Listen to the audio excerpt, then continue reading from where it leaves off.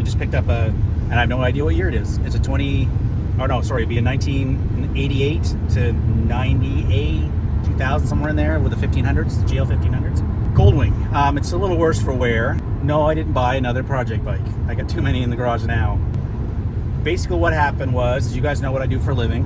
We happened to have occasion upon an accident, and I'm not gonna out anybody, so we're gonna call him Bob. So Bob dumped his Goldwing, and right now it's his only mode of transportation. That may change because winter's coming fast here in Atlantic, Canada, and he wasn't gonna be able to ride the bike a whole lot longer anyway. But just in case he has to ride it for a little while, I offered to get this bike on the road for him. At least do the labor for him, so kind of look it over, fix what was broken, and do some general maintenance to it to make it safe to go back on the road. I just hope that somebody would do that for me if I was in a pickle like Bob is, and yeah, I'm just trying to do the guy solid. I'm gonna try to get as much of the cosmetic damage fixed as I can, but that's not really the goal. The goal is to get it mechanically sound for Bob. But we'll see. I mean, if you guys know me and watch, I'm a little bit anal about that sort of stuff, so I'll be polishing chrome a little bit and cleaning up paint when I can and stuff. So we'll see what kind of state we can give it back to Bob in. Okay. So we'll try to document as much as we can, as much as Colin and I can get together to do this. We'll show you the end result. Maybe I'll go around the bike when we get it back and unloaded, and Colin can go around the bike and kind of get a little more view of what is wrong and the cosmetic problems and stuff, and the starting point of where we're starting from. Hey, buddy. All right, so back on the Goldwing 1500 that we got out of the junkyard. You guys would have seen an earlier clip moving out, and it belongs to a guy we call Bob, I do believe. I do have Bob's permission to publish something on this bike, but I didn't specifically talk about his name, so Bob's name may change to his real name, I don't know, but at an earlier or later date. But for now, we got Bob's bike home. So, going over looking for damage, what we can see here is he's got both mirrors are damaged. So now this one's been knocked off and the other one's pretty messed up. If you go over to the front, I'll show you. Now, obviously this is a previous problem because Bob tried to fix this using some body filler and some other stuff that I've started to scrape off here. So, like, there's a piece of that plastic body filler. Oh. Yeah, you stay still. I'll come to you. Oh yeah. And you can see the residue of the silicone and stuff. So Bob's not a mechanic. He's a lot of things, but a mechanic no, maybe. So we're gonna try to fix those mirrors up for him. Not necessarily accident damage, but we did the side panel here. So he's got a chunk missing, and there was a broken post. So stuff I've already done is I made a post. So basically I took a mold of this and I made a post of here, and that was using the Plastifix. You guys have seen videos on that already on the garage channel. Some in-depth stuff on the Plastifix, and again more silicone stuff where he or the previous owner has tried to, keep it from rattling or moving instead of repairing the damage. Okay. So Bob hasn't been here to really discuss some of this damage and how we're going to go about fixing it. There's still a box of parts, or a bag of parts at the wreckers, and I'm hoping that mirror's there, hoping this door's there. But some other things that Bob wants done while we're here, well, let's go over some of the crash damage first, okay? So, we've got a wrecked bar. I may be able to just tighten that up to fix that, or we may have to do something with this. Anything that involves pulling that dent out or cutting it out or whatever. What? Just give it a little jiggle. Yeah, jiggle, perfect. Jiggle. Sorry, I wasn't in the right spot. My money don't jiggle, it folds. It's going to ruin the chrome. I can't fix that. So I don't know whether we're going to be able to pull it out or cut it out or whatever, or build it up or something. But it's going to wreck the chrome there. So that's the kind of thing. Without replacing the crash bar, that's the kind of thing I want Bob's input on, exactly how he'd like to fix that. Some other things. Everything's fine down here. This took some scuffing, but it didn't bend it at all, so that crash bar is fine. And then we've got some scuff here. Now probably I'll just end up sanding that down a little bit and polishing it. It's never going to bring the pinstripe back, that's gone, but it'll look okay, right?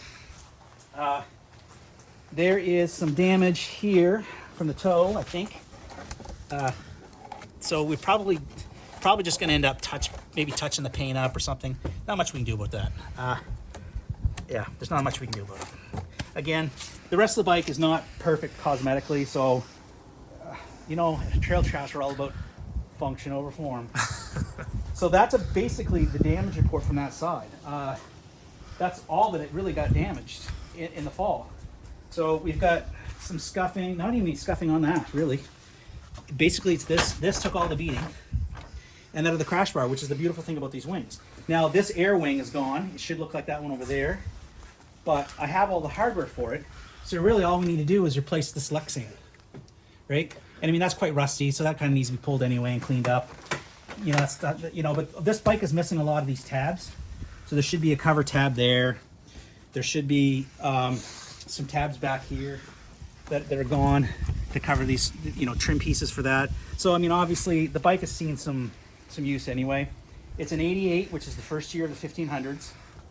I guess we got some damage there, but I mean, that was already done. So, I mean, that's, sorry, Bob, but when you're watching this, if that was okay, if that duct tape was okay, that's probably going to be okay. Excuse me. So, for some reason, there's no bolts in the back of this, so we're probably going to fix that, but this all has to come off to get the seat off.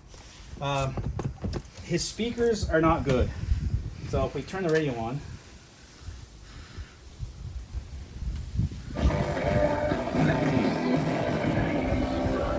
now that could be just a bad radio station.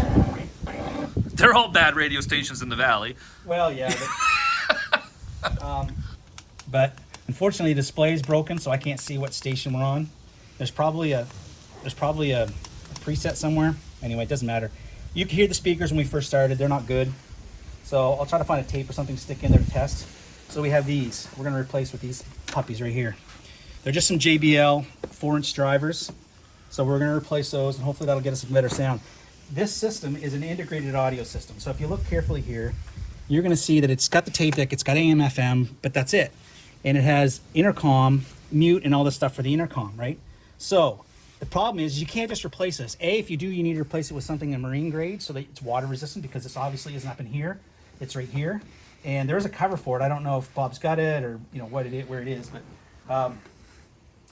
there's a cover for extreme rain, like if it's parked outside, because this stuff is watertight resistant, not exactly watertight. So replacing this unit is not as simple as just pulling it out and putting something else in, like a car stereo, because it's not. So Bob would like some Bluetooth capability, and so what we're going to do is there's a hack to put an auxiliary port on this. And I'm going to go ahead and pull this all off, and we're going to do that hack and see if I can get a Bluetooth module hooked up in one of these side compartments, or maybe, you know, fastened up here, something like that, so Bob can connect Bluetooth. But the wire will be run down in here, and it's going to be hardwired to the main system board in here, and it creates an aux channel that piggybacks off the tape deck. You can still use the tape deck, but this you have to put a blank tape in. And when I say blank, I mean just like a tape that has, you know, almost like one of those tape adapters. It looks like a tape. Give me 1 second. Silly goose. All right, take down. Oh, you come, there we go. Oh, shit. Oh, motherfucker, son of a bitch. I don't need that. Yeah, one of those old people things that only old people have, not 27-year-olds. Yeah. So you could say, well, why don't you do this? And this would be the easiest thing to do, would be to pop this sucker in. Now, basically, we'll pick up one of these and we'll chop the cord off. The reason you don't want to use this is because your audio quality is going to go through the tape deck, through the reed heads, right? And it's not that great. So what we're going to actually be doing is this will go in just to fool the system into thinking there's a tape in there. But it's actually pumping the audio directly to the USB adapter, which you won't see any quality loss because of the tape deck. But we'll need one of these in there when he's using it, when he's using the Bluetooth module. And then that way it retains the fact that if you ever want to actually put a tape in there, you just pop this out, put a real tape in, and then you're running tape, right? So, but we're not going to use that one because I need it for my old fucking truck. Yeah, I will probably end up buying another one of those, and just cutting the cord off of it to shove in there. So that seems to be one of the best methods and the cheapest methods of doing something, adding Bluetooth to this, without resorting to, you know, the audio tape. Then you got a cable flopping around. We're going to do this and make it look as professional as we can without any floppy cables like hanging around. It should be I'm gonna try to make it as clean as I possibly can. Now I have to disassemble this whole thing and tear all this off anyway because all of your tire. And we're gonna replace it. There's a new rear tire coming, and we've got new bearings for the front rim. But here's the other issue that he's had and that he really wasn't concerned about, but I'm gonna try to fix. And this is the reserve. This is the reverse switch, and it doesn't work. So we're gonna disassemble all this to get in at this and see if we can fix that. I think it probably is just the switch in here that's the problem, but we'll have to get at it.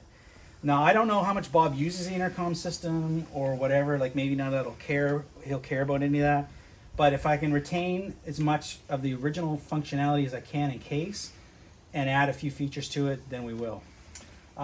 Something else that we did is we did lose our lever over here, but as you can see, the chrome is all peeling off these aftermarket levers anyway. So I got a new one of these to replace it. We went black just because. But that was more crash damage, and we're going to clean up as much of the rust as we can. I'd say it spent some time outside in its life. So yeah, that's basically the plan. So new speakers, Bluetooth hack, a fixed reverse, and get the saddlebags off so we can get the rear tire. We're going to do a brake service, check his pads, and there is some rust in the bottom of the exhaust cans. So I think we are going to take the exhaust cans off and scuff them back, weld up the holes, and shoot them with some high temp black paint. So I think we'll go ahead and do that, and because he would like to go black for whatever reason. He did mention that in one of our phone conversations. So we need to get him here to review this stuff, but like I said, he's having surgery for his injuries sustained in the accident, and so I don't know when he'll be feeling up to getting here to review some of this stuff. But he has the bearings already. I've got to get it back down to the junkyard if he doesn't beat me there, so we can get the mirror and the door for this. And obviously we've got to get that rear tire fixed. So the immediate job right now is we got to remove a whole bunch of plastic, the seat, and the works. So that'll be on the next video. That sounds like a time-lapse type of job. It is, I would say. Let's get to her. All right.